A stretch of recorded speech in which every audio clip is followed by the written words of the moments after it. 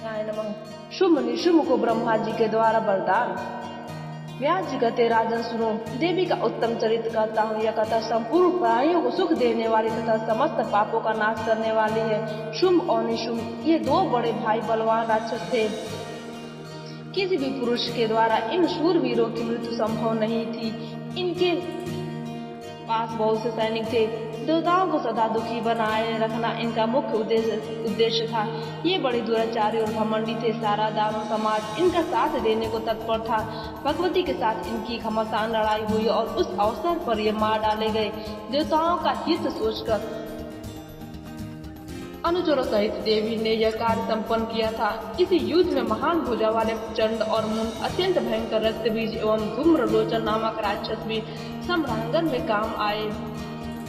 देवी ने उन दानवों को मार कर देवताओं को भीषण भय से मुक्त कर दिया।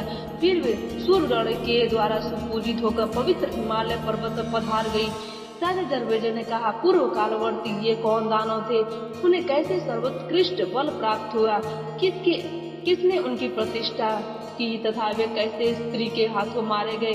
उन्होंने किसकी तपस्या की अथवा किससे वरदान पाया जिसके परिणाम स्वरूप वे इतने अपार बलशाली हो गए? और फिर वे किस प्रकार मारे गए? यह सभी प्रसंग विस्तार पूर्वक कहने की कृपा कीजिए। व्यास जी कहते, राजन सुनो, देवी के चरित्र से संबंध रखने वाली यह कथा बड़ी विलक्षण है। इसके सुनने से संपूर्ण पाप नष्ट हो जाते हैं। यह मंगलमयी कथा धर्म, अर्थ, काम, मोक्ष समस्त फलों को देने वाली है। प्राचीन समय की बात है। शुंभ और निशुंभ नाम से विख्यात दो दानव पाताल में भूमंडल पर आए। वे दोनों सगे भाई थे। उनकी आकृति देखने योग्य थी। पूर्ण वयस्क होने पर उन्होंने घोर तपस्या आरंभ की। परम पावन पुष्कर तीर्थ में जाकर अन्न और जल का परित्याग करके वे तप करने लगे। योग साधन में तत्पर रहने वाले शुंभ और निशुंभ की यह तपस्या लगातार 10,000 वर्षों तक चलती रही। वे एक आसन पर बैठकर सर्वोत्कृष्ट तप में संलग्न हो गए। अंत में लोक पितामह ब्रह्मा जी उन पर संतुष्ट होकर हंस पर सवार होकर वे वहां पधारे। देखा वे दोनों दानव भ्राता ध्यान लगाए बैठे हैं। तब ब्रह्मा जी ने कहा, महाभागो उठो, तुम्हारी तपस्या से मैं परम संतुष्ट हूँ। तुम्हें जो अभिष्ट हो अथवा तुम जो वर चाहते हो उसे व्यक्त करो, मैं उसे देने के लिए तैयार हूँ। तुम्हारे तप का प्रभाव देखकर तुम्हारी अभिलाषा पूर्ण करने के विचार से ही मेरा यहाँ आगमन हुआ है। व्यास जी कहते हैं, ब्रह्मा जी की उपयुक्त बात सुनकर शुंभ और निशुंभ का ध्यान टूट गया। वे सजग हो गए। प्रदक्षिणा करके उन्होंने ब्रह्मा जी के चरणों में मस्तक झुकाया और वे दंड की भांति सामने पड़ गए। उनके शरीर अत्यंत दुर्बल हो गए थे। दीन होकर गदगद वाणी में ब्रह्मा जी से मधुर वचन कहने लगे। हे देव, हे दया सिंधु, हे ब्राह्मण, आप भक्त जनों की अभय कर देते हैं। हे विभो, यदि आप प्रसन्न हैं तो हमें अमर बनाने की कृपा करें। संसार में मरण के सिवा दूसरा कोई भी भय हमें नहीं है। केवल इसी भय से संतप्त होकर हम आपकी शरण में आए हैं। आप देवताओं के अधिष्ठाता, जगत के रचयिता तथा क्षमा के भंडार हैं। विश्वासमन, हमारी रक्षा आप पर निर्भर है। आप हमारे मरण जन्म के भय को दूर करने की कृपा करें। ब्रह्मा जी बोले, तुम कैसे असंभव बात के लिए प्रार्थना कर रहे हो? त्रिलोकी में कोई भी किसी की भी इस मांग को पूरी नहीं कर सकता। यह समता अदेय है। जन्म लेने वाले की मृत्यु और मरने वाले की उत्पत्ति यह बिल्कुल निश्चिंत है। जगत नियंता प्रभु ने सदा से ही जगत में यह मर्यादा स्थापित कर रखी है। सभी प्राणी सर्वथा शील है, इसमें संशय नहीं किया जा सकता। ऐसा तुम दूसरा कोई अप्रसिद्ध वर मांगो, मैं उसे पूरा कर सकता हूँ। व्यास जी कहते हैं, ब्रह्मा जी के वचन सुनकर शुंभ और निशुंभ कुछ क्षण तक विचार में पड़े रहे। इसके पश्चात वे सामने खड़े होकर नम्रता पूर्वक बोले, कृपा सिंधु, देवता, मानव, मृग और पक्षी, किसी भी पुरुष के द्वारा हमारा मरण न हो, यही हमें अभिष्ट है। इसे पूर्ण करने की कृपा करें। किसी स्त्री में तो ऐसी शक्ति हो ही नहीं सकती जो हमें मार सके। चराचर त्रिलोकी में किसी भी स्त्री का हमें किंचित मात्र भय नहीं है। ब्रह्मा जी, हम दोनों भाइयों को पुरुष मात्र से अवध्य होने का वर मिलना चाहिए। स्त्री से हमें कोई डर नहीं है, क्योंकि वह तो स्वाभाविक ही अबला होती है। व्यास जी कहते हैं, शुंभ और निशुंभ की बात सुनकर ब्रह्मा जी उन्हें अभिलषित वर देकर प्रसन्नता पूर्वक अपने स्थान पर पधार गए। ब्रह्मा जी के ब्रह्मलोक सिधार जाने पर शुंभ और निशुंभ भी अपने घर लौट गए। घर पहुंचकर उन्होंने शुक्राचार्य को पुरोहित बनाया और समय प्रकार से उनकी पूजा की। तब उत्तम दिन और नक्षत्र शोध कर मुनि ने एक सुंदर चांदी का राज सिंहासन उन्हें प्रदान किया। शुंभ बड़ा भाई था, ऐसे में उसे राजगद्दी पर बैठने का अधिकार प्राप्त हुआ। तो सुप्रसिद्ध दानव से क्षण शुंभ की सेवा में सम्मिलित हो गए। चंड और मुंड ये दोनों भाई महान पराक्रमी और बलाभिमानी वीर थे। वे अपनी सेना के साथ शुंभ की सेवा में आ पहुंचे। इनके पास हाथी, घोड़े और रथों की भरमार थी। धूम्रलोचन नामक एक प्रचंड प्रतापी दैत्य था। शुंभ को दानवीय गद्दी पर बैठने का अधिकार प्राप्त हुआ है, यह सुनकर वह भी सेना सहित आ पहुंचा। इसी प्रकार सूरवीर रक्तबीज भी आ गया। वरदान के प्रभाव से उसे असीम बल प्राप्त था। उसके पास 2 अछौड़ी सेना थी। राजन, उसके विषय प्रमाण होने का एक कारण यह भी था कि सम्रांगण में लड़ते समय उसके सहस्त्र शरीर से रक्त की जितनी बूंदे भूमि पर गिरती थी, उतने ही अनेकों ताकतदार पुरुष उत्पन्न हो जाते थे। उन क्रूर दानों की भुजाएं शास्त्र शस्त्रों से सुशोभित हो जाती थी। रक्त बिंदु से उत्पन्न वे दानव आकार, रूप और पराक्रम में बिल्कुल एक से एक होते थे और वे सभी तुरंत युद्ध में सम्मिलित हो जाते थे। इसलिए रक्तबीज संग्राम में महान पराक्रमी और अजय वीर समझा जाता था। उस प्रधान दैत्य को मारने में सभी प्राणी असमर्थ थे। इसके अतिरिक्त वे बहुत से राक्षस शुंभ को राजा मानकर उसके सेवक बन गए। वे सभी शूरवीर थे और उनके पास चतुरंगिनी सेना भी थी। उस समय शुंभ और निशुंभ की सेना की संख्या का गणना करना असंभव था। शुंभ ने अखिल भूमंडल पर अपनी प्रभुता जमा ली थी। तदंतर शत्रु पक्ष की सेना को कुचल डालने वाले निशुंभ ने अपनी सेना सजाकर इंद्र को परास्त करने के लिए स्वर्ग पर चढ़ाई कर दी। चारों ओर घूमकर उसने लोकपालों के साथ घोर युद्ध किया। तब इंद्र ने उसके छाती में वज्र से चोट पहुंचाई। भीषण वज्रघात से आहत होकर निशुंभ भूमि पर गिर पड़ा। उसे मूर्छा आ गई। उसकी ऐसी स्थिति देखकर सैनिक भाग चले। मेरा छोटा भाई निशुंभ मूर्छित होकर पड़ा है। यह सुनकर शत्रु सेना का संहार करने की शक्ति रखने वाला शुंभ वहां आया और बाणों से समस्त देवताओं को घायल करने लगा। शुंभ के लिए कोई भी काम कठिन न था। उसने तुमुल युद्ध आरंभ कर दिया। उसके इस प्रयास से संपूर्ण देवता, लोकपाल और इंद्र पराजित होकर भाग चले। अब तो शुंभ ने बलपूर्वक इंद्र की पदवी प्राप्त कर ली। कल्प वृक्ष और कामधेनु गौ सभी उसके अधिकार में आ गए। त्रिलोकी भर में उसी का नाम लेकर यज्ञ में हवन आरंभ हो गया। नंदन वन में भी हारने का अलभ्य अवसर पा जाने के कारण उस महान दानव के मन में आनंद की लहरें लहराने लगी। अमृतपान करने से उसकी मुख सुख की सीमा नहीं रही। शुंभ ने कुबेर को भी जीतकर उनकी संपत्ति पर अपना अधिकार जमा लिया। सूर्य और चंद्रमा उसके अधीन बनकर चक्कर लगाते थे। यमराज को हराकर वह पद भी उसने अपने अधिकार में कर लिया। अपने प्रभुत्व से शुंभासुर, अग्नि, वरुण और वायु सबके कार्य का व्यवस्थापक बन गया। देवता बेचारे नंदन वन को छोड़कर पर्वतों की खोह में जाकर छिप गए। राज्य छीन जाने के कारण उनकी शोभा नष्ट हो गई थी। अनधिकारी होकर वे वनों में इधर उधर भटकने लगे। अब देवताओं का कोई भी सहायक नहीं रहा, जो निराधार, निस्तेज और निरायुध होकर समय व्यतीत करने लगे। इस स्थिति में पर्वतों की गंधराओं, जनशून्य जंगलों और नदियों की दरारों में ही समस्त देवताओं का आना जाना था। स्थान भ्रष्ट हो जाने के कारण वे कहीं भी सुख से समय व्यतीत नहीं कर पाते थे। महाराज, यह बिल्कुल निश्चित है कि सुख प्रारब्ध के अधीन अत्यंत पराक्रमी, महान, भाग्यशाली, प्रचुर ज्ञानी और धनाढ़ व्यक्ति भी विपरीत समय आने पर दुख और दैन्य के चक्कर में पड़ जाते हैं। महाराज, काल की करामात बड़ी ही अद्भुत है। उसके प्रभाव से राज्य का अधिकारी व्यक्ति भी भिक्षुक बन जाता है। दाता को भिखमंगा, बलवान को निर्बल, पंडित को अज्ञानी तथा शूरवीर को अत्यंत कातर बना देने का श्रेय एकमात्र प्रारब्ध को ही है। 100 अश्वमेघ यज्ञ करने के पश्चात इंद्र को स्वर्ग का सर्वोत्कृष्ट अधिकार प्राप्त हुआ था। फिर उन्हें असीम कष्ट भी भोगने पड़े। यह सब काल की ही अद्भुत कर्मात है। काल की कुछ चेष्टा में किसी प्रकार का आश्रय नहीं करना चाहिए। व्यास जी कहते हैं, राजेंद्र, शंभु असुर देवता परास्त होकर भाग गए। स्वर्ग पर शुंभ का शासन प्रतिष्ठित हो गया। पूरे 1000 वर्ष तक शुंभ राज्य करता रहा। राज्य से भ्रष्ट हो जाने के कारण देवता अत्यंत चिंतित थे। उनके दुख का पार नहीं था। उन्होंने तब बृहस्पति जी के पास जाकर उनसे पूछा, गुरु अब क्या करना चाहिए, बताने की कृपा करें। महाभाग, आप सर्वज्ञ एवं मुनियों के सिरमौर हैं। इस संकट को दूर करने के लिए उपाय करना आवश्यक है। बहुत से उत्तम उपचार हैं। हजारों ऐसे वैदिक मंत्र हैं जिनके अनुष्ठान से अभिलाषा पूर्ण हो सकती है। सूत्रों ने इसके स्पष्टीकरण भी किया है। संपूर्ण कामनाओं को पूर्ण करने वाले तरह तरह के यज्ञ बताए गए हैं। मुने, आप उन उपायों को काम में लेने की कृपा करें। उनकी सभी विधियां आपको विदित है। वेद में शत्रु का नाश करने के लिए जो जैसी विधि बतलाई गई है, अब आप उसी का समुचित रूप से अनुष्ठान करें, जिससे हमारे संकट टल जाए। बृहस्पति जी, आप इस अवसर पर आपका परम कर्तव्य है कि आप दानों का उच्छेद करने के लिए अपनी बुद्धि के अनुसार यत्न करने में तत्पर हो जाएं। बृहस्पति जी कहते हैं, देवेश, वेद में प्रतिपादित सभी मंत्र प्रारब्ध के अनुसार ही फल प्रदान करते हैं।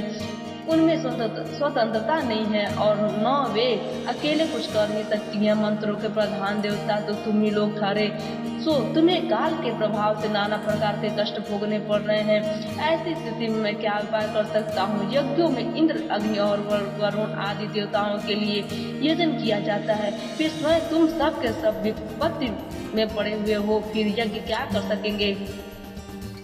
होनहार अवश्य होकर रहती है, उसे कोई टाल नहीं सकता है। तब भी उपाय तो करना ही चाहिए। यही श्रेष्ठ पुरुषों की आज्ञा है। कुछ विद्वानों का कथन है कि देव ही बलवान है और उपाय पक्ष के समर्थक कुछ विद्वान देव को निरर्थक मानते हैं। परंतु मनुष्यों को देव और प्रारब्ध दोनों का आश्रय लेना चाहिए। कभी भी केवल देव के सहारे रहना उचित नहीं है। ऐसे में अपनी बुद्धि से विचार करके सर्वथा यत्न करने में लग जाना चाहिए। इसलिए भली भांति सोच समझकर मैं तुम्हें उपाय बताए देता हूँ। पूर्व समय में भगवती जगदम्बा प्रसन्न होकर महिषासुर का वध कर चुकी है। तुम्हारी स्तुति करने पर उन्होंने वर दिया था, प्रधान देवताओं, तुम्हें सदा मुझे याद करना चाहिए। दुर्दैववश जब जब तुम पर आपत्तियां आए, तब मुझे स्मरण करना। मैं तुम्हारे संकट दूर कर दूंगी। अतः तुम लोग अत्यंत मनोहर हिमालय पर्वत पर जाकर प्रेम पूर्वक भगवती चंडिका की आराधना में तत्पर हो जाओ। तुम्हें माया बीज की पूर्ण जानकारी प्राप्त है, मैं समझता हूँ। तत्परता पूर्वक तुम्हारे अनुष्ठान करने पर भगवती अवश्य प्रसन्न हो जाएंगी। अब तुम्हारे दुख का अंत होने वाला दिखाई पड़ रहा है, इसमें कोई संदेह नहीं है। मैं सुन चुका हूँ भगवती चंडिका हिमालय पर सदा विराजमान रहती है। उनकी स्तुति और पूजा की जाएगी तो वे तुरंत मनोरथ पूर्ण कर देगी। दृढ़ निश्चय करके तुम सब लोग हिमालय पर चले जाओ। देवताओं, यो कहने पर तुम्हारे सभी मनोरथ भगवती अवश्य पूर्ण कर देगी। व्यास जी कहते हैं, राजेंद्र, बृहस्पति जी के उपयुक्त वचन सुनकर देवता हिमालय पर्वत पर गए और उन्होंने देवी का आराधन आरंभ कर दिया। माया बीज को वह हृदय में धारण करके वे सब सदा जप में संलग्न रहने लगे। भक्तों को अभय प्रदान करना भगवती महामाया का स्वभाव ही है। देवताओं ने अत्यंत भक्ति पूर्वक उन्हें नमस्कार किया और स्त्रोत के मंत्र पढ़कर वे स्तुति करने लगे। विश्व को शासन करने वाली देवी, तुम प्राण शक्ति हो। हे सदानंद स्वरूपिणी हो, देवताओं को आनंदित करने वाली हो, तुम्हें नमस्कार है। दानों का संहार करने वाली, मानवों की अनेक अभिलाषें पूर्ण करने वाली तथा भक्तिवश प्रकट होने वाली तुम जगदम्बा को नमस्कार है। हे आद्या, तुम्हारे कितने नाम है और तुम्हारा कैसा रूप है, इसे जानने में कोई भी समर्थ नहीं है। सब में तुम ही विराजमान हो। जीवों की सृष्टि और संहार में सदा तुम्हारी ही शक्ति काम करती है। स्मृति, धृति, बुद्धि, जरा, तुष्टि, पुष्टि, धृति, क्रांति, शांति, सुविधा, सुलक्ष्मी, गति, कृति और मेधा, ये सब तुम ही हो।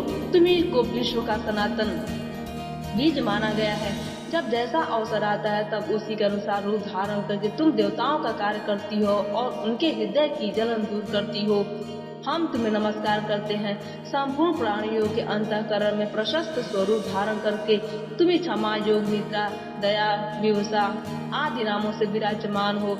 महिषासुर देवताओं का घोर शत्रु था। तुम्हारे हाथ उस मदांध दैत्य के प्राण प्रायण कर चुके। समग्र देवताओं पर तुम्हारी अछूट दया सदा बनी रहती है। हे देवी, यह बात पुराणों और वेदों में स्पष्ट घोषित है।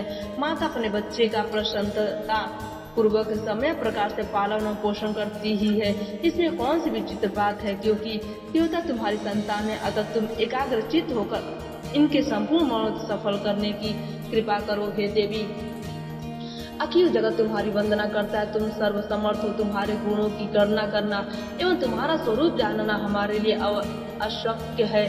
बस हमें तो कृपा पात्र मानकर निर्भय करके निरंतर हमारी रक्षा करती रहो। यद्यपि बिना बाण चलाए, बिना घोषा मारे तथा बिना त्रिशूल, तलवार, शक्ति और दंड का प्रयोग किए भी विनोद पूर्वक तुम शत्रुओं का संहार कर सकती हो, तथापि जगत का उपकार करने के लिए तुम्हारी यह लीला दृष्टिगोचर हो रही है। तुम्हारा यह रूप सनातन है। अविवेकी जन इस रहस्य से अपरिचित रहते हैं।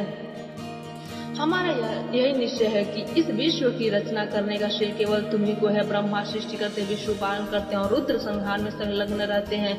यह बात पुराण प्रसिद्ध है, किंतु क्या वे तीनों तुम्हारे पुत्र नहीं है? क्योंकि युग के अंत में केवल तुम ही रहती हो। तुम ही सबकी माता सिद्ध हुई देवी। पूर्व काल में ब्रह्मा, विष्णु और शंकर ने तुम्हारी आराधना की थी, तभी तुमने अपनी सर्वोत्कृष्ट शक्ति उन्हें प्रदान की और उसी शक्ति से संपन्न होकर वे जगत में सृष्टि, स्थिति और संहार संबंधी कार्यों में संलग्न रहते हैं। जो योगी तुम जगदम्बा की सेवा में से विमुख है, क्या उनकी बुद्धि कुंठित नहीं है? वे सचमुच अज्ञानी है। तुम परम विद्या स्वरूपिणी हो। संपूर्ण मनोरथ पूर्ण कर देना तुम्हारा स्वभाव ही है।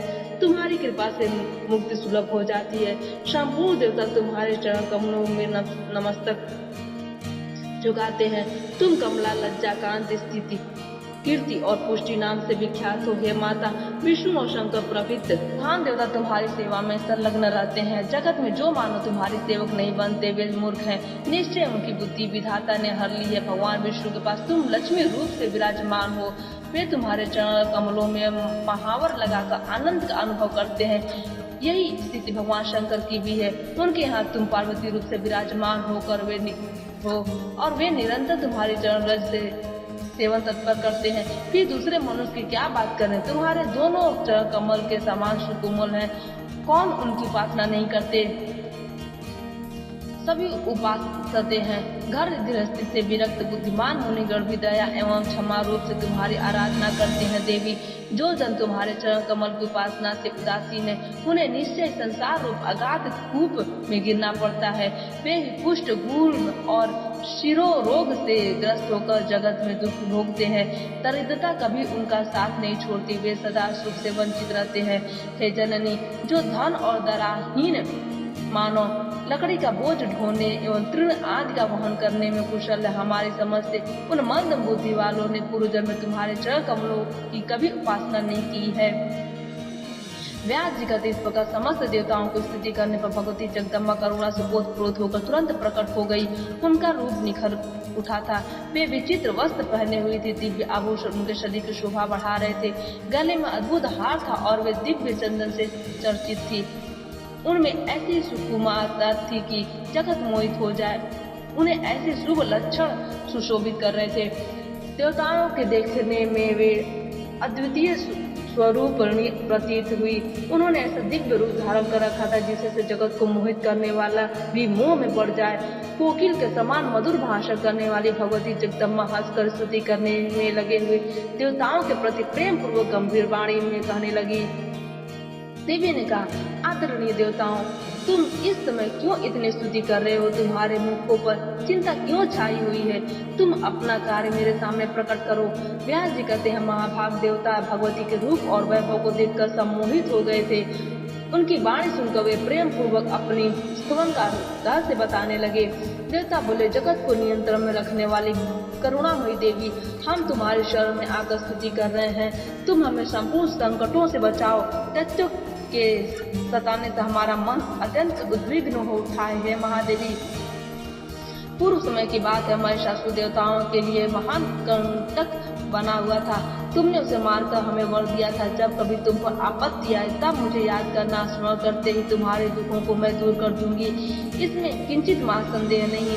एतमे देवी, हमने तुम्हें स्मरण किया है। इस समय शुंभ और निशुंभ नामक 2 दानव उत्पन्न हुए हैं। इनकी आकृति अत्यंत भयंकर है। वे हमारे कार्यों में सदा विघ्न डाला करते हैं। किसी भी किसी भी पुरुष से मारे नहीं जा सकते। ऐसे ही प्रतापी, रक्तबीज और चंडमुंड भी है। इनके अतिरिक्त और बहुत से महान बलशाली दानव हैं। इन असुरों ने हम देवताओं का राज्य छीन लिया है। महाबले केशव मध्य हमें दूसरा कोई अवलंबन नहीं है, केवल एक तुम्हें शरण हो। देवता अवश्य महान कष्ट पा रहे हैं, तुम इनका कार्य सिद्ध करने की कृपा करो देवी। देवता तुम्हारे चरणों की शरण ग्रहण कर अत्यंत बलशाली दानों द्वारा प्राप्त दुख तुम्हें बता चुके माता।